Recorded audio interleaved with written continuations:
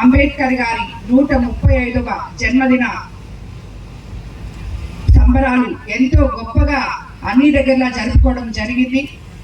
దాన్ని పురస్కరించుకొని ఈరోజు ఇక్కడ 25 సంవత్సరాల నుంచి ఆగిపోయి ఉన్న ఈ కాలనీకి జై భీమ్ నగర్ అని చెప్పి పేరు పెట్టి ఇక్కడ ఉన్న పేద ప్రజలకి అందివ్వడానికి ఈరోజు ఇక్కడికి రావడం జరిగింది.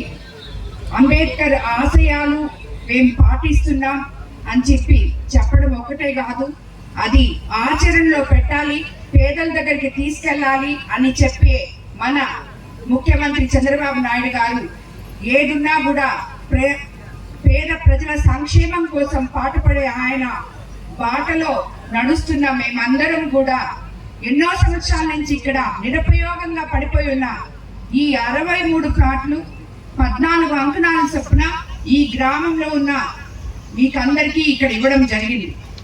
ఇది 63 ప్లాట్లతో స్టార్ట్ అయిన ఈ కార్యక్రమం నిరంతరం జరుగుతూనే ఉంటుంది. ప్రతి పేదవాళ్ళు ఎవరైతే ఈ గ్రామంలో ఇల్లు స్థలాలు లేకుండా ఉన్నారో వాళ్ళందరికీ కూడా మనం ప్రభుత్వం తరఫున కలెక్టర్ గారితో, ఎంఆర్ఓ గారితో అందరితో చర్చించి, నాయకులతో చర్చించి తప్పకుండా ప్రతి ఒక్కరికి ఇళ్ల స్థలాలు వచ్చే విధంగా మేము చూసుకుంటామని చెప్పి కూడా మీకందరికీ నేను తెలియజేసుకుంటాను.